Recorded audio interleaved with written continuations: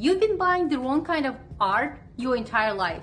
But then in cupping way to the nerdkallers renivning and the galleries encouraged it. I know, because I watched people spend thousands on paintings that they never truly loved, and I almost been one of them. And here's what nobody tells you. Most people are buying art the wrong way, not because they have bad taste, but because nobody ever taught them how to actually choose. I know how it sounds, but I've seen it happen in the galleries, at art fairs, art events and festivals, in the comments under my own paintings. People reach for their wallets before they've ever asked themselves the one right question that actually matters. I used to think buying art was about three things. You like how it looks, it fits in the space, and you can afford it. That's what I observed growing up, walking through homes where art was decoration. Something that matched the sofa, something that filled the empty wall. And for years, that's how I collected. Find a piece I like, check the price, measure the wall, done. But here's the thing, some of those pieces I bought with my eyes, I don't even know where they anymore. They're in the closet, or I gave them away. I walk past them every day and feel nothing. And then there are pieces that have followed me through 3 houses, across state lines, through heartbreak and joy. Pieces that still catch me off guard at 7 a.m. on a Tuesday morning holding a coffee mug. And suddenly I'm stopped. So what's the difference? Here's what I've come to believe. After years of making art and watching people buy it, most people are buying art with the wrong part of themselves. They're buying it with their eyes. Does it match? Does it look impressive? Will other people get it? They're buying it with their wallet. Is it a good investment? Is the artist known, or is the artist dead? But they're not buying with their one thing that actually determines whether a piece will matter to them in 5 years, in 10 years, in 30 years. Their body. Not do I like this, but deeper. Does this piece recognize me?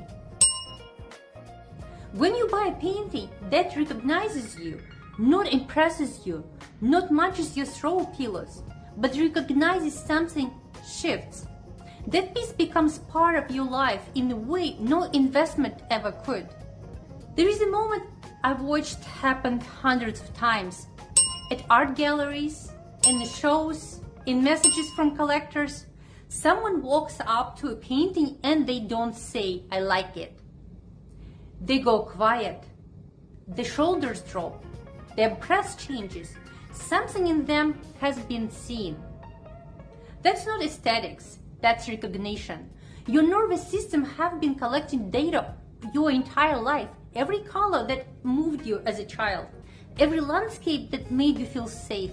Every quality of light, every texture, every composition that made your body go, yes, this. Your body has been building an authentic library since before you had no words. And most people never consulted with it.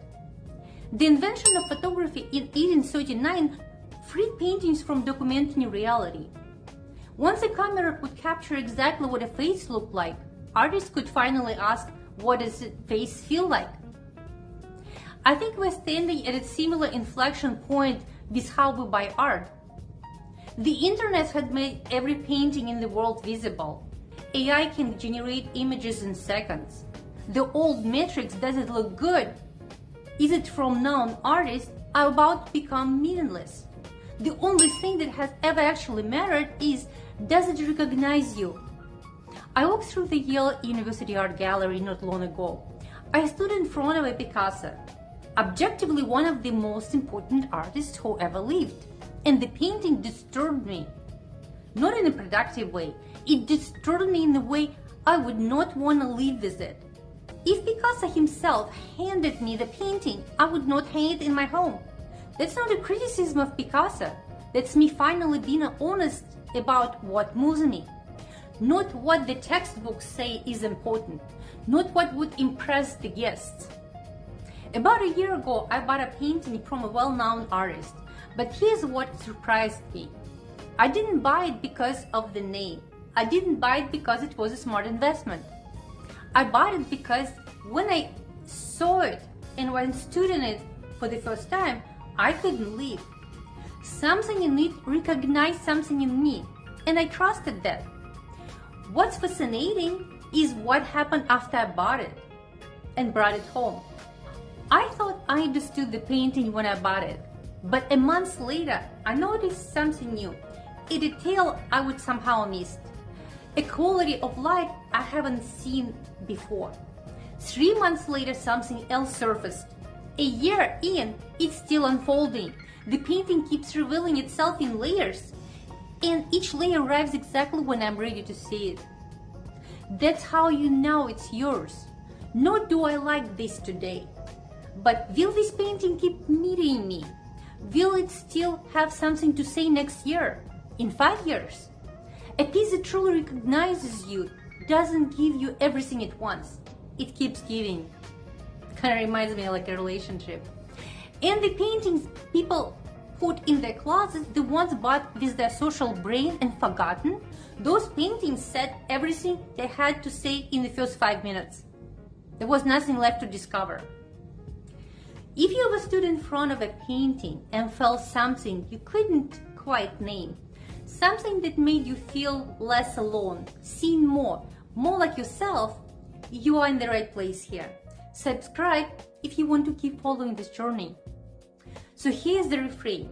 When you're looking at a piece of art, original, student work, anything, asking, do I like this? That's the wrong question. Your taste can be borrowed. Your taste can be performed. Do I like this? Is the question that sells paintings to people who put them in the closets. Ask instead, does this recognize something in me that I have been waiting for someone to see?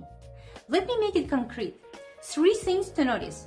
1, time blindness. When something actually moves you, you lose track of how long you have been standing there. Your logical brain shuts off. Pay attention, it's not random. 2, the exhale. There is a specific physical release when something recognizes you. Your shoulders drop, breathing deepens, jaw clenches. If you're not feeling that, keep looking. 3, the reluctance to leave. When you walk away from a piece that resonates, there is a small grief. A teeny, I don't want to go. Most people override it. They think, I'll think about it. And they'll never come back. Don't override it. That reluctance is the truest signal you have. I have been a professional artist for years, and I can tell you, the people who buy with their bodies, the ones who stand in front of a painting and go quiet, who can't quite explain why they need it, but they know, those are the people who still love those pieces a decade later, who email me years after purchase to say that they still stop in front of it every single morning. Not because they made a smart investment, not because it matches the sofa, but because something in that painting saw something in them, and they recognized it, and they trusted it. So here's what I would love to know. Have you ever had the moment, walked into a room, seen a piece of art and felt your whole body shifts? Or have you ever bought something that you thought you should love and then you felt nothing? Tell me your story in the comments below. I read every single one, and I love to hear your guys' story, and the community will benefit from it. So if you want to see the paintings that come out of this philosophy, pieces that I've made not to impress anyone, but to recognize something true, you can find my work at LeClaire.com. And if this video resonated, please give me thumbs up.